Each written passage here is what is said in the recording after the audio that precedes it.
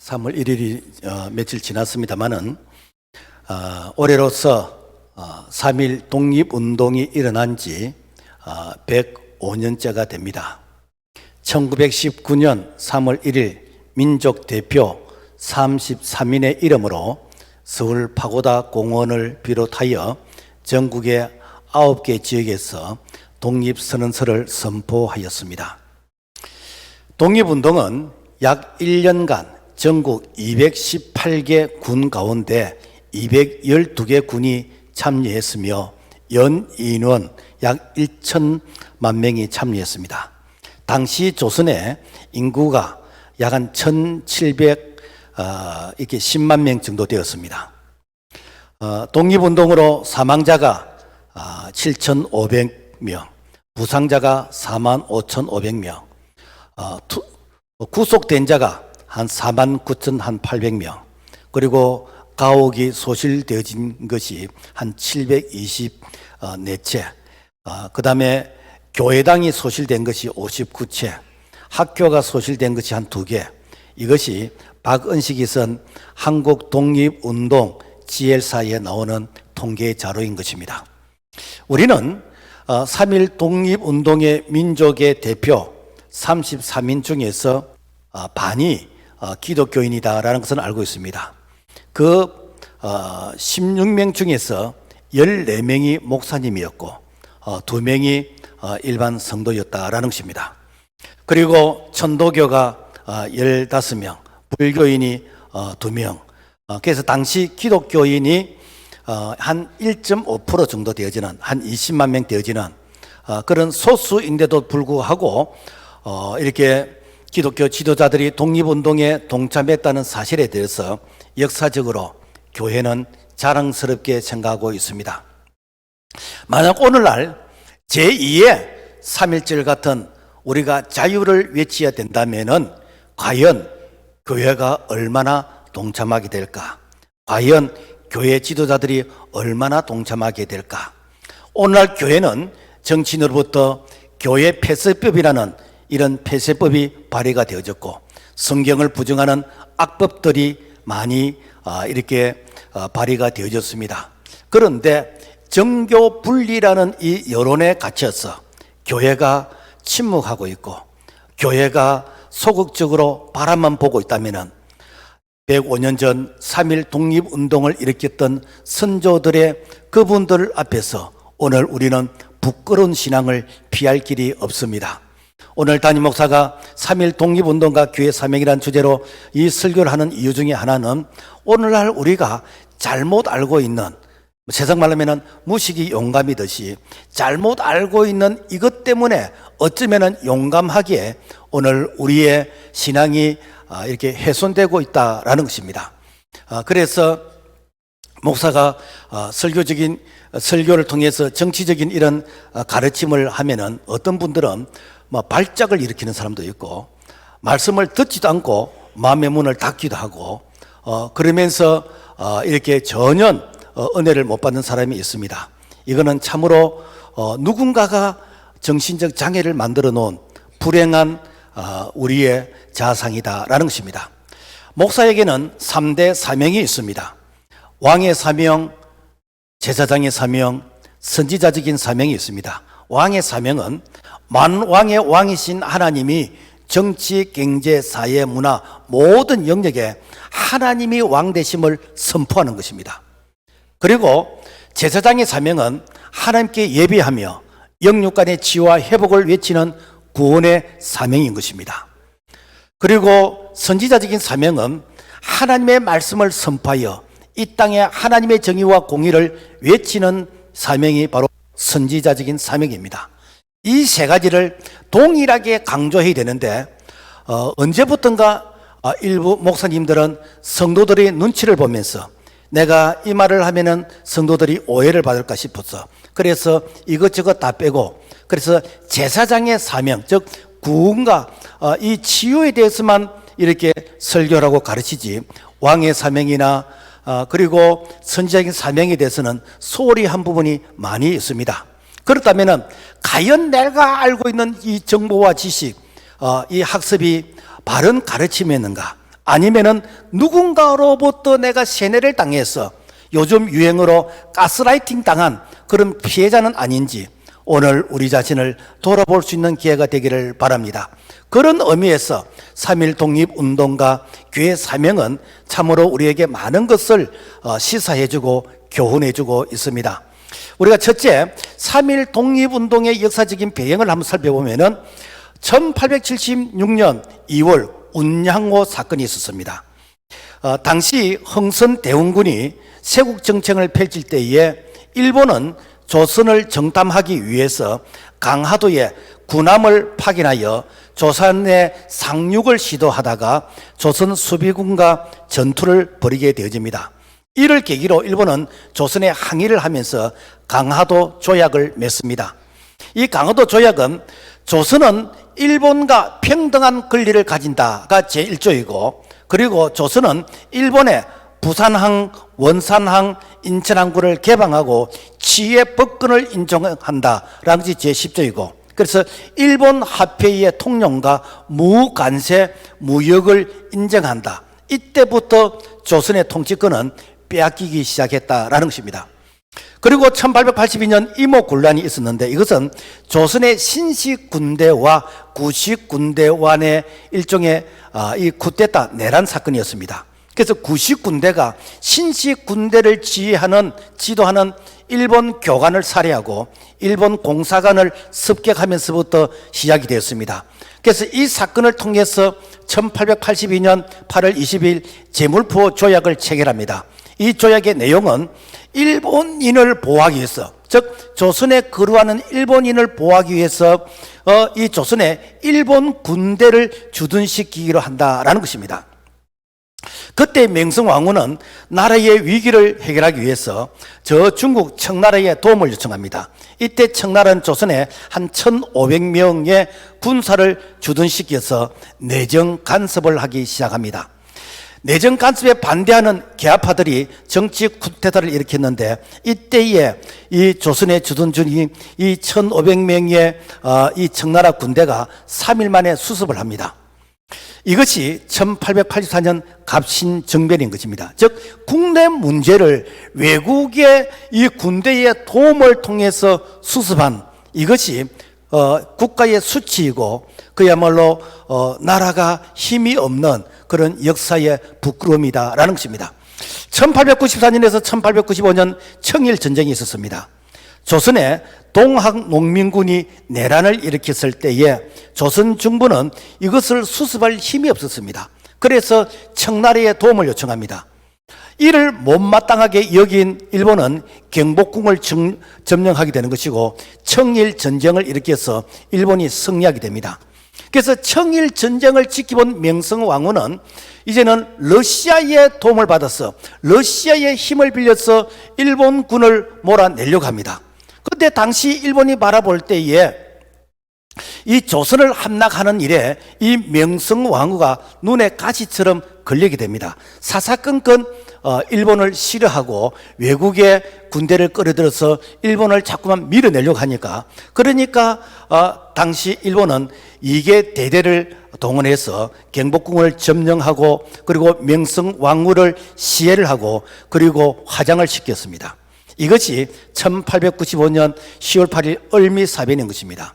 그리고 1904년 러일 전쟁이 있었는데, 청일 전쟁에서 승리한 일본이 이제는 러일 전쟁에서도 승리합니다. 이 러일 전쟁에서 승리한 그 배경에는 러시아가 이렇게 부동항으로 남하하는 것을 이렇게 막기 위해서 영국과 미국이 외교적으로 그리고 물질적 자금으로서 지원을 했습니다. 그래서 승리한 일본이 승리의 대가의 명분으로 조선과 만주를 합법적으로 차지하게 됩니다. 그래서 힘없는 조선은 강대국에 의해서 나라가 난도질 당하는 바로 그러한 수모를 겪게 되어졌다라는 것입니다. 1905년 을사조약이 맺었습니다. 그래서 일본은 한국의 국방, 외교, 재정, 교통, 통신, 산업 등 전 분야에서 이제 실권을 다 강탈하게 되어졌습니다. 1906년 2월 서울에 통감부가 설치되고 이토 히로부미가 초대 통감으로 취임하게 됩니다. 이때에 1909년 10월 26일 안중근 의사가 하이빌역에서 이토 히로부미를 권총으로서 암살하게 됩니다. 러시아 땅에서 일어난 사건인데 우리가 국제법에 의하면은 그 자국에서 일어난 사건은 자국에서 그 문제를 해결해야 되는데 일본이 안중근 의사를 이렇게 체포해서 그래서 일본 경찰이 신문을 하고 고문을 해서 1910년 3월 26일 사형으로 순국을 당했습니다. 을사조약에 대한 이완용의 나쁜 평화론이 있습니다. 이완용은 고종 황제에게 상수하기를 강대국 일본과 전쟁하면 백성들이 죽어갈 것이고 나라는 초토화될 것인데 나쁜 평화가 전쟁보다 낫다는 을사조약의 정당성을 고종 황제에게 이렇게 설명을 했습니다. 최근에 모 야당 국회의원이 아무리 더러운 평화라도 이기는 전쟁보다는 낫다라는 말을 해서 국가 간을 의심하게 되졌습니다. 공산국가가 되든 어떤 국가가 되든 그야말로 전쟁만 피하면 된다라는 위험한 국가가는 오늘 우리가 정말 3.1 독립운동을 일으켰던 선조들 앞에서 정말 우리가 부끄러운 그런 모습이다라는 것입니다. 그래서 3.1 운동가 6.25 전쟁과 이런 이 독립운동과 전쟁은 자유 대한민국을 지키기 위한 몸부림이었다는 것이요. 그래서 자유가 없으면은 여러분 교회도 없습니다. 신앙생활도 하지 못합니다. 여러분 일제시대 때 우리가 신앙의 자유를 누렸습니까? 여러분 저 북한 땅이 종교의 자유가 있습니까? 자유는 지키는 자만이 누릴 수 있는 그런 이렇게 자격이 있는 것입니다. 그러므로 말미암아 오늘 우리가 나라를 사랑하는 거 여러분 이것은요 오늘 우리 신앙을 지키는 것입니다. 어떤 분이 우리 교회 와서 태극기가 있으니까 자기는 시험에 들었대요. 여러분 태극기가 얼마나 자랑스럽습니까? 우리가 나라를 사랑하는 것이 얼마나 자랑스럽습니까? 언제부턴가 여러분이 태극기를 싫어하고 태극기 대신 다른 어떤 운동권의 그런 어떤 깃발을 내걸고 애국가 대신 다른 운동권의 노래를 부르는 것이 언제부터 이렇게 되었습니까? 오늘 우리는 나라를 사랑해야 됩니다. 대한민국을 사랑해야 됩니다. 그럴 때 신앙의 자유를 우리가 누릴 수 있다라는 것입니다. 1910년 8월 한일 합방이 이루어졌습니다. 우리는 나라를 빼앗겼고 자유를 빼앗겼습니다. 1392년 태조 이승계를 통해서 이제 왕조가 시작된 이후로 27대 이 순종을 끝으로 해서 518년에 이시왕조가 이제 마감 끝이 나게 되어졌습니다. 그래서 그때부터 이제는 조선의 이름이 일본 이름으로 창씨 개명을 하게 되었고 조선의 문화와 역사와 종교를 부정하고 일본의 문화를 배워야 되어지는 그래서 이제는 모든 이 문화가 일본식으로 이렇게 개조되는 그런 역사의 아픔을 겪게 되어졌습니다. 역사가들은 이완용이가 나라를 팔아먹었다고 이렇게 기술하고 있는데 이완용이가 아니더라도 어느 누구라 할지라도 힘이 없는 나라는 빼앗기게 되었습니다. 이완용 아니라도 나라는 빼앗기게 되었습니다. 왜 그렇지요?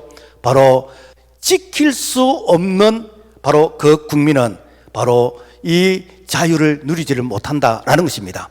성경은 교훈합니다. 베드로서 2장 19절 그들에게 자유를 준다 하여도 자신들은 멸망의 종들이니 누구든지 진 자는 이긴 자의 종이 됨이라.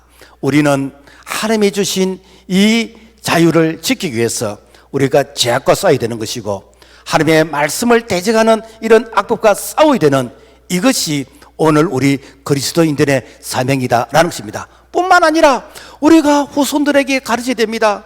저희들이 이렇게 초등학교 다닐 때는 이 김인현 3.1절 이 노래도 불렀고 강복줄 노래도 부르는데 언제부턴가 이 노래를 안 부른다더라고요. 여러분요, 우리 민족이 8.15 해방된 이후에서는 교회에서 애국가를 불렀습니다. 그리고 교회에서 절기 때마다 나라를 사랑하는 이렇게 강연도 하고 주제 설교를 하면서 교인들에게 애국운동을 가르치고 그러면서 나라 사랑을 가르쳤는데 언제부턴가 이것이 사라져버렸어요. 안 하는 것이 당연한 것처럼 되졌습니다. 여러분 김인현 3.1절 노래 아는 분 몇 명이나 됩니까? 제가 오늘 한번 혼자 부르기는 뭐하고 같이 한번 불러보자고요. 한번 띄워보세요.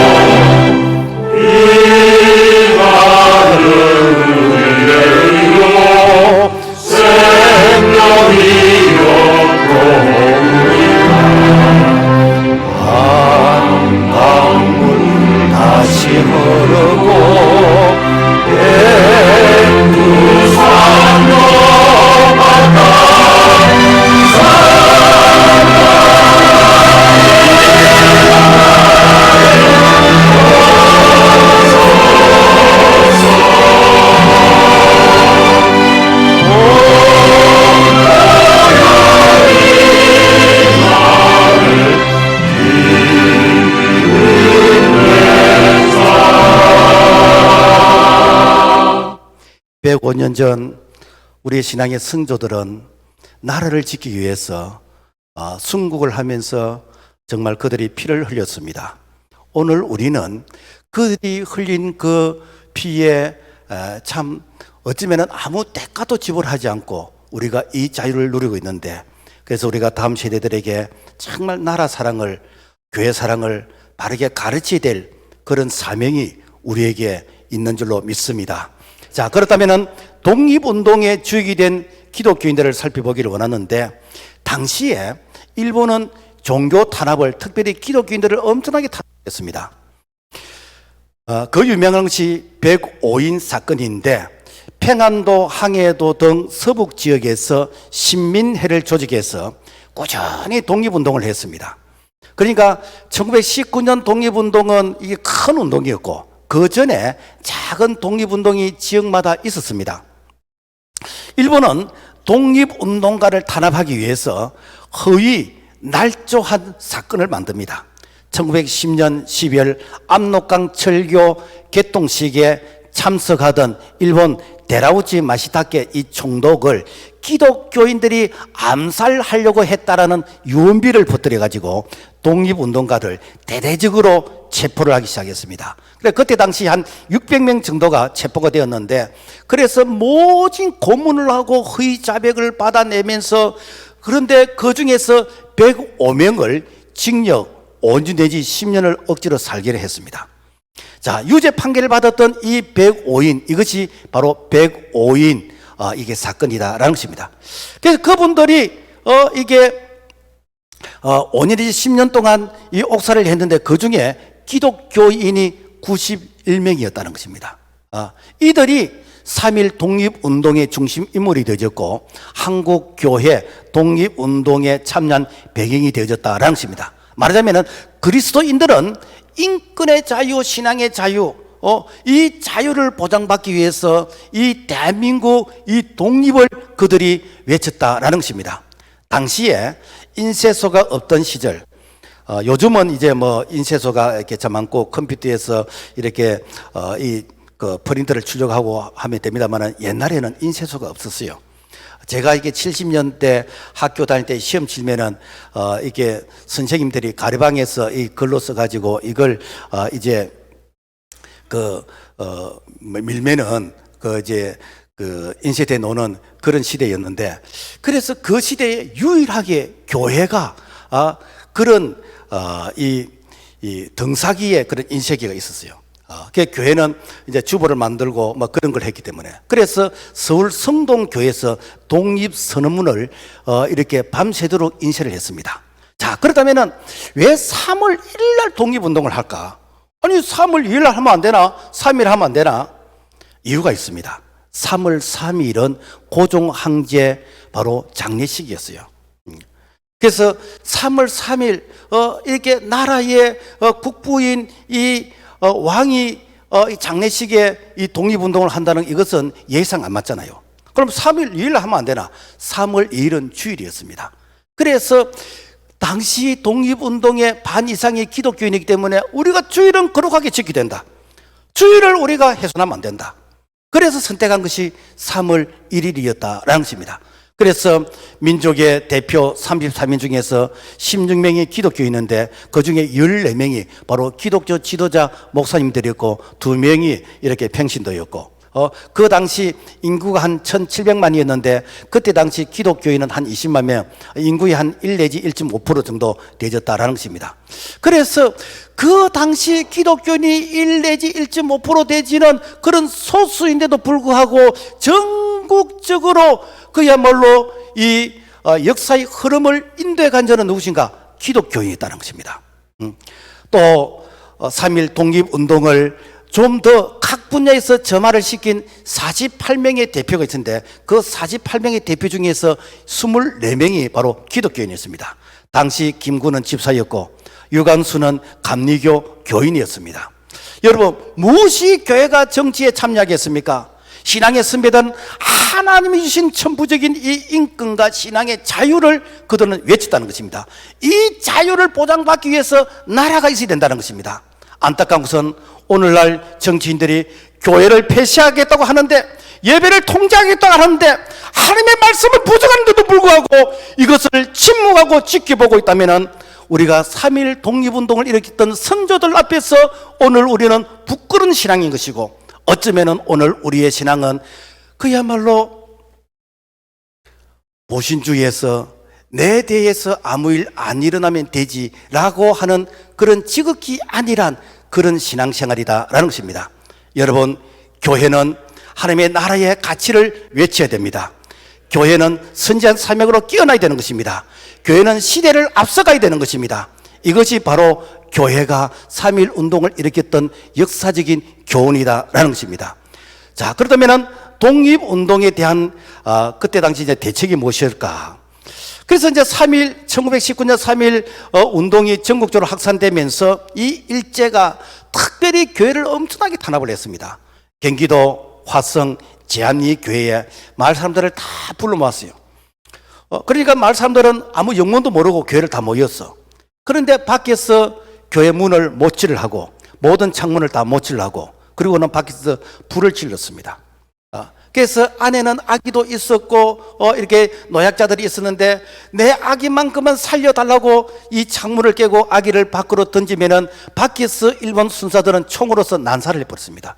이렇게 해가지고 그야말로 한 마을 사람들이 이 제암리 이 교회에 전부 다 불에 타서 다 죽게 되어지고, 그래서 증거 참 이렇게 소멸이 될 뻔했는데 이 선교사님들에 의해서 이것이 전 세계에 알려지게 되어지는 바로 그런 사건이 바로 제암리 이 교회 사건이다라는 것입니다. 그래서 여러분, 교인들이 보니까 저 여수 양원도 다녀오고 그렇게 하던데, 여러분 꼭 그 교회도 한번 가보세요. 가보면은 정말 역사의 흔적이, 오늘 우리가 누리는 이 신앙의 자유가 결코 이렇게 거저 주어진 것이 아니다라는 것을 우리가 많이 배우게 되어집니다.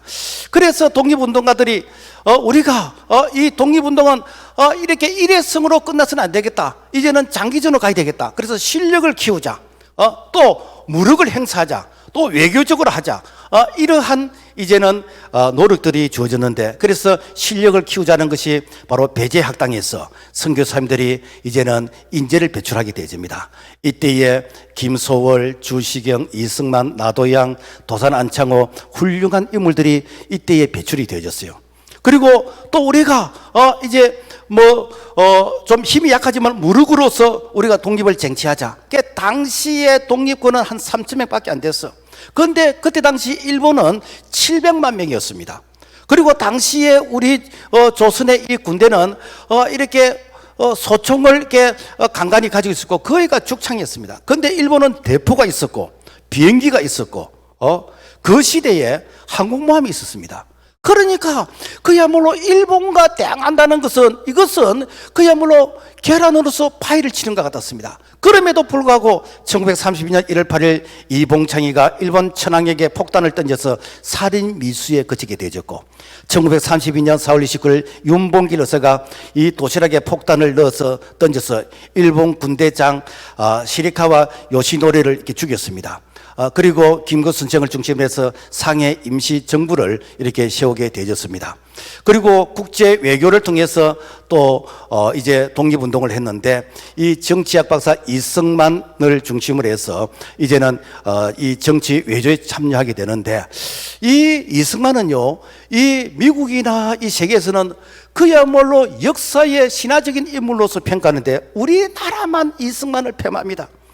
당시 이승만은 미국의 조지 워싱턴 대학, 프린스턴 대학, 하버드 대학, 지금도 그 대학이 유명한데 그 시대의 그 세계 대학을 아주 우수한 성적으로 이렇게 졸업을 하고, 뿐만 아니라 이승만은 얼마나 영어가 이렇게 유창했는지, 그냥 그 스피킹 하는 영어 수준이 아니고 상대방을 이렇게 설득시켜서 감화를 시키는, 그래서 이승만을 만나게 되면 사람들이 설득을 다 당해버려요. 이것이 우리나라 독립운동에 기여했다는 겁니까? 이것이 6.25 때에 그래서 이 미군이 이게 참전해서 자기들의 의도대로 하려고 했는데 이승만을 만나면 다 설득을 다 당해버려요. 그래서 이승만을 안 만나려고 할 정도까지 그만큼 이승만이가 정말 하술가, 그리고 이게 지략에 아주 탁월했다라는 것입니다.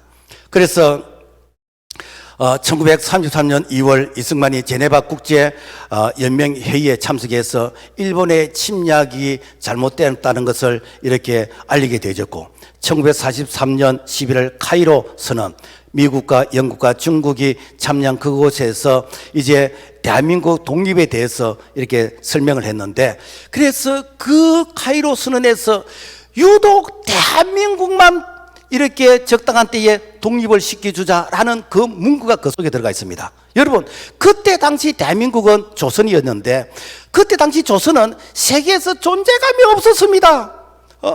여러분, 세계에서 제일 가난한 나라, 약소국가, 여러분, 조선이라는 나라를 누가 알고 있었겠습니까? 그럼에도 불구하고 그 카이로 선언에 이 조선을 독립시키자라는 그 문구가 한 줄 들어가 있어요.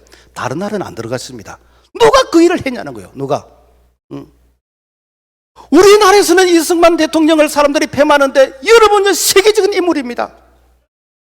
그분이 있었기 때문에 여러분 1945년 8월 15일 해방될 때 대한민국이 해방될 수 있는 이유였다 아닙니까? 1945년 8월 6일 히로시마 원자폭탄이 떨어지고 8월 9일 나가사키 원자폭탄이 떨어지고 일본이 무조건 항복하는데, 이를 통해서 1945년 8월 10월 대한민국 해방되는 거, 여러분 우리 실력으로 된 게 아니잖아요. 이렇게 강대국의 도움에서 되었잖아요. 그 강대국의 그들의 마음을 움직이게 한 자가 누구입니까? 우리는 역사의 이 건국 전쟁을 다시 한번 우리가 되새기면서 정말 우리 후손들에게 바른 역사와 그리고 이렇게 존경받아야 될 인물들이 존경하는 그런 우리의 참 이렇게 모습이 됐으면 좋겠다라는 것입니다. 자, 그래서 3.1 독립운동가, 그 다음에 소위 그 정교 분리는 어떤 의미가 있을까? 이 정교 분리에 대해서 참 많은 분들이 오해를 하고 있습니다. 이 정교 분리는 영국에서 종교 박해를 받던 청교도들이 신앙의 자유를 찾아서 메이플라워를 타고 그들이 대서양을 건너서 미국으로 이민을 갔습니다. 그래서 그들이 미국으로 이민 가서 그들이 우리는 다시는 교회가 탄압을 받지 말자, 다시는 우리가 기독교가 탄압을 받지 말자. 그래서 교회를 보호하는 법이 무엇인가? 이게 정교분리법입니다. 그래서 미국을 건국한 제1대 이 존 F 케네디 대통령, 2대 제2 아담스 대통령, 3대 토마스 제퍼슨 이 대통령이 하나같이 그들이 고민한 것이, 우리는 지금 현재 이렇게 신들에게 와서 종교의 자리를 누리면서 너무너무 행복한데, 만약에 하나님을 모르는 지도자가 태어나서 그 지도자가 교회를 탄압하고 교회를 이렇게 폐쇄하는 그런 법안을 만든다든지, 이 교회를 그야말로 이렇게 핍박하는 그런 법을 만든다면은 어떻게 할 것인가? 그래서 교회를 보호하는 법을 만들었어요. 이것이 1743년에서 1826년 이 토마스 제퍼슨 이 대통령이 이제 이것을 법으로서 만들게 되어졌는데, 그래서 이 법의 목적 무엇인가? 교회가 정치를 하지 말라는 법이 아니라 바로 정부가 교회를 간섭하고 탄압하지 못하도록 교회를 보호하는 법이다라는 것입니다. 그래서 수정법 제1조 원문, 의회는 국교 수립에 관한 법률이나 종교 자유를 금지하는 어떤 법률도 제정할 수 없다. 그러니까 정부는 교회를 탄압하는 법을 절대로 앞으로 만들면 안 된다는 것입니다. 그래서 세상 정부는 교회를 탄압하는 법을 만들면 안 되고, 세금을 징수하면 안 되고, 그리고 교회 수장을 어떤 대통령의 이름으로서 이렇게 세운다든지 그런 일을 하면 안 된다. 한마디로 무엇인가? 교회를 이렇게 성역으로 보호하는 법이다라는 것입니다. 그런데 일본 정부는 조선 사람들이 자꾸 독립을 하니까, 독립운동을 하니까, 그것도 이렇게 교회가 자꾸만 독립운동에 이렇게 주역이 되니까, 그래서 교회를 딱 이렇게 틀 속에 가둬두기 위해서 정교 분리를 거꾸로 가르쳤습니다. 그래서 교회는 정치에 참여하지 말라, 이것이 바로 정교 분리의 이 정신이다, 이렇게 가르쳐요. 그러니까 당시에 글을 못 읽는 사람들이 95% 넘었어요. 그러니까 그게 맞는 줄 알았어요. 그리고 이제는 군사 이 정부 때에 교회가 자꾸만 민주운동을 하니까 이 민주운동을 못하도록 그 일본 사람들이 가르치던 정교 분리를 또 그대로 가르쳤어요. 또 그걸로 가르쳐요. 그러니까 우리나라 문화가 이 군대 문화, 수직 문화이다 보니까 그래서 윗사람이 가르치면은 반박하지 않고 그대로 받아들이게 되었습니다. 여러분, 공산주의 지도자 레닌이 이런 말을 했습니다. 거짓말도 100번 하면 참말이 된다 그랬습니다. 여러분, 우리가 100번 이상 듣다 보니까 이것이 참말이 되어졌어. 그래서 교인 중에 상당히 많은 사람들이 이런 부분에 대해서 잘못된 정부에 가스라이팅 당해가지고 그야말로 교회가 바르게 가르치도 불구하고 머리에 쥐가 나는, 그러면서 이것을 그냥 받아들이지 않는, 여러분요, 이거는 오늘 우리가 교회가 피해자다라는 것입니다. 그러므로 말미암아 우리가 교회가 정말 본질의 이 사명을 해보게 되는 것입니다. 그렇다면 이 성경적으로 정치의 교훈은 무엇인가? 성경 전체의 핵심은 창세기부터 요한계시록의 핵심이 무엇인가 하면 이거는 하나님의 나라, 왕국입니다. 왕국, 바실레이아. 이건 뭔가 하면은 왕의 통치를 의미하는 것입니다. 즉 인간이 주인이 아니라 하나님이 주권적으로 다스리시는 하나님의 정치, 이걸 신학적으로 바로 이렇게 신정국가다. 그래서 하나님께서 다스리는 이 왕국, 이 신정 정치, 이것이 바로 성경이 전체가 우리에게 교훈해주고 있는 말씀의 내용이라는 것입니다. 오늘 우리가 읽었던 출애굽기 5장의 이 말씀은 내 백성을 보내라, 그러면 그들이 광야에서 내 앞에서 절기를 지킬 것이니라 하시나이다. 이 말은 뭔가 하면은 모세가 바로 왕 앞에 가서 내 백성을 보내라, 이게 독립운동 아닙니까? 그럼 왜 독립을 행동을 했는가? 하나님의 백성을 광야로 데리고 나가서 하나님의 나라를 세우겠다는 것입니다. 신정국가를 세우겠다는 것입니다. 하나님께서 이 목적을 위해서 지도자 모세를 보내서, 그래서 오늘날 말하면 독립운동을 일으킨 것이 무엇인가? 이것이 바로 출애굽의 역사이다라는 것입니다. 그런데 나라가 그냥 세워지는 것입니까? 나라가 세워지기 위해서는 조건이 있습니다. 땅이 있어야 돼요. 국토가 있어야 됩니다. 국토만 있다고 됩니까? 백성이 있어야 되는 것이죠. 백성만 있으면 됩니까? 법이 있어야 됩니다. 또 지도자, 왕이 있습니다. 이 네 가지 조건이 갖춰질 때에 이 나라가 건국이 되는 것입니다. 그래서 하나님의 나라는 무엇인가? 가나안 땅, 그 땅을 하나님께서 허락하셨잖아요. 그 땅에 이스라엘 백성들 12지파가 들어갔잖아요. 거기에 하나님께서 모세에게 주신 시내산의 그 율법을 가지고 그들이 이제는 말씀을 짓게 되는 것이고, 그리고 만왕의 왕이신 하나님을 왕으로 섬기는 이것이 무엇인가? 이것이 바로 하나님의 이 나라인 것이고, 이것이 신정국가인 것이고, 그래서 이 신정국가 하나님의 나라를 그들이 지키기 위해서, 그래서 시대마다 이렇게 여호수아와 이렇게 사무엘과 다윗과 다니엘과 많은 하나님의 종들이 이를 위해서 싸운 거 아닙니까? 이것이 오늘 이 시대에 우리 그리스도인들의 사명이다라는 것입니다. 예수님이 이 땅에 오신 목적이 무엇이지요? 마태복음 4장 17절, 이때부터 예수께서 비로소 전파에 이르시되 회개하라, 천국이 가까워왔느니 하시라. 이게 천국이 무엇인가? 바실레아, 왕국이라는 것입니다. 회개하라, 하나님의 왕국이 임했다는 것입니다. 오순절 성령이 오셔서 교회를 세우시는 목적도 하나님의 나라입니다. 바실레아 왕국인 것입니다. 그래서 교회의 사명, 기독교인의 사명은 복음 전파를 통해서 이 땅에 하나님의 나라를 세우는 것이고 하나님 나라의 가치 문화를 전하는 것입니다. 이를 위해서 사도행전 1장 8절에 오직 성령이 너에게 임하시면 너희가 권능을 받고 예루살렘과 온 유대와 사마리아 땅까지 이를 내 정인이 되라 하시니라. 어느 누구도 하나님의 이 나라를 여러분 방해할 수가 없습니다. 하나님의 나라를 방해한다든지 하나님의 나라를 여러분요 이렇게 저지한다면은 우리는 역사적으로 볼 때에 신앙의 선배들이 순교하면서까지 이 신앙을 지켰고 오늘 우리에게 이 신앙을 물려줬습니다. 그래서 개신교를 뭐라고 그러죠? 프로테스탄트라고 합니다. 프로테스탄트라는 뭔가 하면 저항하다는 것이요. 이 마틴 루터가 로마 가톨릭에 저항하면서 그러면서 만들어낸 것이 무엇입니까? 프로테스탄트 아닙니까? 그리고 오늘 우리 교단에 소속되어 있는 계획주의 신학이 무엇입니까? 이것은 잘못된 것을 날마다 기억한다는 것이 계획주의 아닙니까? 그런데 오늘 우리 프로테스탄트에 그런 저항 정신이 있습니까? 우리가 계획주의 그런 정신이 있습니까? 하나님의 말씀 앞에서 잘못된 것은 신앙의 선배들은 순교하면서까지 그들이 저항하면서 이 믿음과 이 신앙을 지켰는데 오늘 우리에게 그런 것이 있습니까? 일제강점기 때 신세 참배를 거부하면서 순교한 주기철 목사님이나 이렇게 참 많은 신앙의 선배들, 그분들이 오늘 이 시대를 바라본다면 오늘 우리를 향해서 어떻게 평가하겠습니까? 하나님은 시대마다 하나님의 사람을 통해서 하나님의 나라를 건설하고 지키고 그리고 하나님의 정의와 공의를 외치게 한 것이 교회의 시대적 사명인 줄로 믿습니다. 자, 그렇다면은 이 정교 분리라는 이것이 그러면 우리 신앙의 선배들은 어떻게 이해를 했는가? 장로교의 창시자 이게 존 칼빈은 이 기독교 참 이렇게 교리를 집대성한 아주 훌륭한 신학자이고 이렇게 목회자인데 이분은 제네바 시장을 했습니다.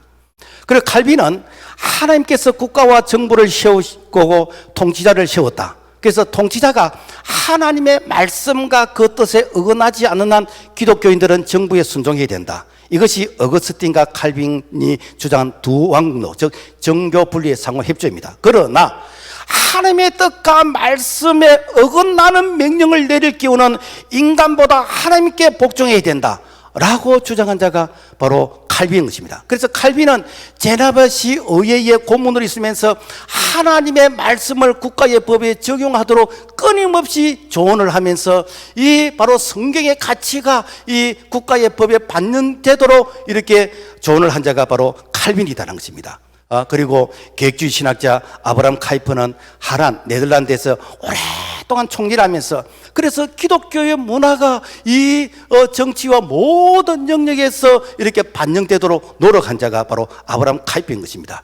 미국의 공화당과 민주당은 보스턴에 있는 교회에서 출발했는데 지금도 미국에는 공화당의 지도 목사가 있고 민주당의 지도 목사가 있습니다. 오늘날로 말하면은 여러분 정교 분리가 아니에요. 여러분요 국가가 바른 이런 정책을 할 수 있도록 지도 목사가 이렇게 그 정치에 간섭하고 있다는 것입니다. 그리고 미국 대통령 지금도 성경에 손을 얹고 양심적으로 이렇게 선서를 하면서 취임을 하고 있다는 것입니다. 세계에는 기독교 정체성을 가진 다양한 정당만 해도 이렇게 42개 나라에서 62개가 있습니다. 독일에는 기독교 민주연합이라는 이런 이 중도 우파로서 1945년 결성돼서 지금까지 그대로 있고 네덜란드도 기민연이 있고 스위스도 있고 그리고 스웨덴도 있고 그래서 많은 나라에서 이 기독교의 즉 성경적인 가치를 이게 정치에 반영할 수 있는 그런 대변자 역할을 해주는 그런 지도자 그런 정당이 이렇게 기독교 선진 국가에서는 이미 행해지고 있다라는 것입니다. 그렇다면 우리 한국교회 정교 분리의 이 오해가 무엇일까? 이승만 대통령이 1945년 10월 16일 귀국을 했는데 이 국민들이 정교 분리를 잘못 알고 있더라는 것입니다. 이승만은 미국에서 이 정교 분리가 무엇인지를 그야말로 이 원본을 통해서 오리지널로 알고 있는데 한국에 와보니까 이 정교 분리를 잘못 이해하고 있다는 거죠. 그래서 이승만 대통령은 목사와 장로가 정치에 참여해서 국회의원이 되어서 그래서 바른 성경적 가치를 이 나라에 접목하도록 그래서 이렇게 권고했다는 것입니다. 그래서 1948년 재헌국회 의원이 200명 가운데서 50명이 이제 그 기독교인이었는데 당시 종로구에서 당선된 이윤영 국회의원은 목사님이었습니다. 그래서 재헌국회를 시작할 때 이 이승만 대통령이 이런 말을 했습니다. 자, 여러분, 오늘 우리가 대한민국 이렇게 건국을 하고 이렇게 자랑스럽게 국회가 시작됐는데 우리 하나님께 예배드리면서 감사 기도를 해야 되지 않겠습니까? 자, 이렇게 이윤영 이렇게 국회의원님 기도해 주십시오. 인터넷에 들어가면 이 기도문인데 정말 기도문이 좋습니다. 어쩌면은 적석에서 그렇게 기도했는데 그렇게 정말 우리를 감동시키는 그런 기도문이 나왔는지 사진에 짜고 한 것이 아니었어요. 우리 신앙의 선배들은 그렇게 했다는 것입니다. 그리고 이승만 이 대통령은 가는 곳마다 목사와 교회를 세웠습니다. 군대에 군목을 세우고 교회를 세우고 경찰서에 경목을 세우고 경찰서에 교회를 세우고 병원에 원목을 세우고 교회를 세우고 학교에 가면은 교목을 세우고 교회를 세우고 다 이승만의 작품입니다. 오늘 수많은 국민과 기독교인들이 정교 분리의 원칙을 잘못 이해하고 있습니다. 헌법 제10조 제1항 모든 국민은 종교의 자유를 가진다. 2항 국교는 인정되지 아니하며 종교와 정치는 분리된다고 명시했는데 여기서 종교와 정치 분리된다 이 말 속에는 이 공중파 이렇게 이 방송사들이 정교 분리의 원칙을 교회는 정치에 참여하지 말라고 이렇게 국민들을 세뇌를 시켜놨습니다. 이 세뇌를 당하다 보니까 많은 이런 백성들이 이렇게 교회는 정치에 대해서 침묵해야 된다. 그래서 이 교회가 예배를 폐쇄를 당하고 이렇게도 침묵해야 된다고 그 침묵의 틀에 갇혀서 그 침묵의 우물 안에 갇혀서 꼼짝도 못한 것이 부끄러운 우리의 코로나 시대의 교회의 자성이 아니었습니까? 그것뿐만 아니라 기독교 중에서도 진보 성향의 기독교 단체가 있습니다. 그리고 천주교 정의구의 사제단하고 이들은 사상과 이념의 편향적인 그런 정치를 했어요. 그러니까 정말로 정치를 해야 될 것을 하지 않고 그들의 이념의 정치를 했어. 그래서 예를 들어서 북한의 인권이라든지 독재라든지 핵무기라든지 그다음에 탈북 난민이라든지 정치범 수용소 이런 사람들을 구출하기 위한 이러한 부분에 대해서는 활동하지 않고 우리 한국의 보안법을 철폐해야 된다, 미군을 철수해야 된다, 정권을 타도해야 된다 이런 부분에 외치는 것이요. 그러니까 정말 하나님의 정의를 외치지 않고 어떤 편향된 이데올로기의 그런 이념의 사상에 젖어 있는 이런 고를 외치다 보니까 보수 성향의 건전한 교회들이 교회는 정치하면 안 된다. 교회는 절대로 정치는 세속적인 것이고 세속화된 그런 사람들이 하는 것이기 때문에 교회는 정치하면 안 된다 라고 하면서 그야말로 피의식 가운데서 반작용으로서 정교 분류를 외친 것이 이것이 마치 교과서처럼 되어버리죠. 그러니까 가끔 들으면은 우리 목사님이 그런데 이게 교회는 정치하에 참여하면 안 된다 그러더라. 왜 그런가? 가스라이팅 당했습니다. 사실은 아닌데 너무 부작용이 많다 보니까 그 부작용 때문에 우리가 그런 말이 있잖아요. 뭐가 무슨 이게 장을 못 담그는 이것이 오늘 한국 교회의 그런 현주소이다라는 것입니다. 그렇다면 왜 교회가 정당 정치에 참여해야 됩니까? 교회는 비성경적인 법안을 대변해 줄 교회의 입장을 대변해 줄 그런 지도자와 그런 정당을 찾아야 됩니다. 교회를 대적하는 그래서 교회 안에 이렇게 공산주의 사상이 들어온다든지 비성경적인 그런 어떤 동성애법이나 낙태 합법법이나 이런 종교차별 나쁜 건지법, 반기독교 악법, 그리고 이 우리나라가 OECD 국가 중에서 자살률이 1위고 교통사고가 1위인 것이고 이혼율이 2위인 것이고 청소년 흡연율이 2위인 것이고 영업소 종사자들이 200만 명이고 양주 소비량이 1위인 것이고 음란 인터넷이 1위인 것이고 저출산이 1위고 무속인이 70만 명이고 그야말로 직업 없이 놀고 먹는 사람들이 80만 명이고 이러한 부분에 대해서 누가 이 부분에 대해서 여러분요 대변을 하고 어느 정당이 이런 부분에 대해서 이렇게 대신 법안을 만들어서 개선하려고 하는 그런 정당이 어디 있습니까? 20대 국회의원 299명 중에서 88명이 기독교인입니다. 그런데 기도위원들 중에서는 장로님도 계시고 집사님도 계시는데 어느 누구도 이런 부분에 대해서 발벗고 나서 대변한 자가 없습니다. 왜? 일단 정당에 들어가면요 그 정당에 같은 목소리를 내야 되지 내가 소신껏 발휘하면 그 다음에 공천권을 안 주거든요. 그러니까 들어가기만 하면 어떻게 되는가? 그야말로 내가 그 정당에 이젠 앵무새 같은 이제 이런 소리를 내야 되니까. 그러니까 여러분요 교회는 교회의 이 입장을 대변해 줄 자를 찾아야 됩니다. 그래서 누가 교회 입장을 대변해 줄 것인가? 어떤 분들은 목사님은 우파다 무슨 파다라고 하는데 저는 절대 어느 쪽에 소속된 사람이 아닙니다. 그래서 특정 정당이나 특정 정치인이나 특정 지역을 저는 거절합니다. 그러나 여러분요 누가 교회를 대변해 주겠습니까? 저는 오직 예수인 것입니다. 오직 복음인 것입니다. 오직 교회입니다. 그러나 이 교회를 대적하는 이런 가운데에서 교회를 대변해 줄 가장 적합한 지도자, 가장 가까운 그런 정당이 있다면 저는 그분을 지지합니다. 왜 그런가? 바로 그분이 오늘 우리 교회를 대변해 줄 수 있는 창구이기 때문에. 그래서 저는 이렇게 여러분들이 싫든 좋아하든 간에 그래도 교회를 대변해 줄 사람은 바로 저런 이렇게 당이다, 저런 지도자라고 한다면은 저는 개인적으로는 싫든 좋든 이렇게 교회 입장에서 그분들을 지지하고 그분들을 도와주고. 왜 그런가? 이것이 우리 교회가 의회 정치 가운데서 우리의 입장을 반영해 줄 수 있는 유일한 이렇게 창구이다라는 것입니다. 그래서 교회는 이 자유 대한민국으로서 우리가 신앙의 자유를 우리가 지키고 누리면서 그리고 이게 복음 한국을 통해서 하나님의 나라가 이 땅에서 건설되지는 이 바실레 왕국을 건설하는 이 일에 우리 모두가 깨어있어야 될 줄로 믿습니다. 그래서 3.1 독립운동은 기독교 정신을 가장 잘 살린 이런 자랑스러운 우리 신앙의 이 기독교인의 선조들의 그런 정신이었고 발자취였는데, 언제부턴가 참 우리가 이런 신앙과 이 정신이 어디에서부터 단절되어 버리고 왜곡되어 버리고, 그래서 마치 이렇게 나라를 사랑하면은 이것은 객게 묵은 자들인 것이고, 그래서 애국가를 안 부르는 것이 깨있는 사람처럼 보이고, 그러면서 이 대한민국 국기를 싫어하는 것이 마치 새로운 신시대 사람인 것처럼 누가 이렇게 우리를 갖다가 오염시켜 놨습니까? 다시 한번 우리가 나라를 사랑하면서, 교회를 사랑하면서 이 땅에 하나님 나라가 건설되어지는 이 일에 우리 모두가 쓰임받을 수 있기를 주님의 이름으로 부탁을 드립니다. 하나님 아버지 감사합니다. 시대마다 하나님께서 선지자를 세워서 정말 이렇게 바른 목소리를 내게 하시고, 그리고 성경적 가치를 바르게 전달할 수 있는 그 대변자와 창구를 찾으실 때에 하나님 아버지, 우리 교회가 정말 시대를 앞서가면서 선구자적인 그런 선지자의 목소리를 낼 수 있도록 도와주시고, 이 일에 정말 역사에서 부끄럽지 않은 우리 교회 모든 성도들이 될 수 있도록 은총을 베풀어 주시옵소서. 예수님 이름으로 기도합니다. 아멘.